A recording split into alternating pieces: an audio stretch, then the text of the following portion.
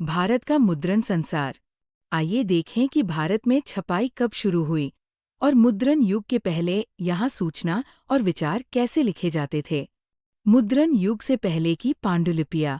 भारत में संस्कृत, अरबी, फारसी और विभिन्न क्षेत्रीय भाषाओं में हस्तलिखित पांडुलिपियों की पुरानी और समृद्ध परंपरा थी।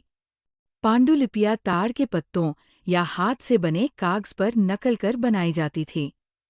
कभी कभी तो पन्नों पर बेहतरीन तस्वीरें भी बनाई जाती थीं। फिर उन्हें उम्र बढ़ाने के ख्याल से तख्तियों की जिल्द में या सिलकर बांध दिया जाता था।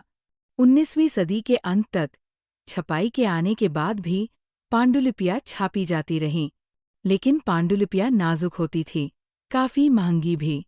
एक तो उन्हें बड़ी सावधानी से पकड़ना होता था, दूसरे लिपियों के अलग अलग तरीके से लिखे जाने के चलते उन्हें पढ़ना भी आसान नहीं था, इसलिए उनका व्यापक दैनिक इस्तेमाल नहीं होता था। हालांकि पूर्व औपनिवेशिक बंगाल में ग्रामीण क्षेत्रों में प्राथमिक पाठशालाओं का बड़ा जाल था, लेकिन विद्यार्थी आमतौर पर किताबें नहीं पढ़ते थे। गुरु याददाश्त से किताबें सुनाते थे और विद्यार्थी उन्हें लिख लेते थे। इस तरह कई सारे लोग बिना कोई किताब पढ़े साक्षर बन जाते थे। छपाई भारत आई। प्रिंटिंग प्रेस पहल 16वीं सदी में भारत के गोवा में पुर्तगाली धर्म प्रचारकों के साथ आया। जेसुइट पुजारियों ने कोंकणी सीखी और कई सारी पुस्तिकाएं छापीं। 1674 ई तक कोंकणी और कन्नड़ भाषाओं में लगभग 50 किताबें छप चुकी थीं। कैथोलिक पुजारियों ने 1579 में कोचीन में पहली तमिल किताब छापी और 1713 में पहली मलयालम किताब छापने वाले भी वही थे। डच प्रोटेस्टेंट धर्म प्रचारकों ने 32 तमिल किताबें छापीं, जिनमें से कई पुरानी किताबों का अनुवाद थी। अंग्रेजी भाषी प्रेस भारत में काफ़ी देर तक विकास नहीं कर पाया था। यद्यपि इंग्लिश ईस्ट इंडिया कंपनी ने 17वीं सदी के अंत तक छापे खाने का आयात शुरू कर दिया था।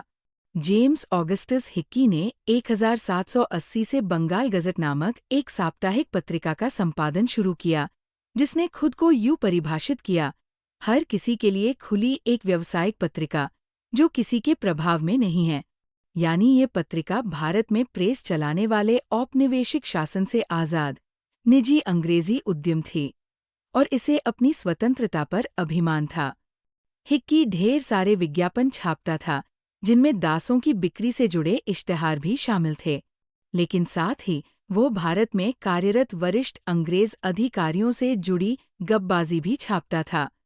इससे नाराज होकर गवर्नर जनरल वॉरेन हेस्टिंग्स ने हिक्की पर मुकदमा कर दिया और ऐसे सरकारी आश्रय प्राप्त अखबारों के प्रकाशन को प्रोत्साहित करना शुरू कर दिया, जो औपनिवेशिक राज की छवि पर होते हमलों से इसकी रक्षा कर सकें।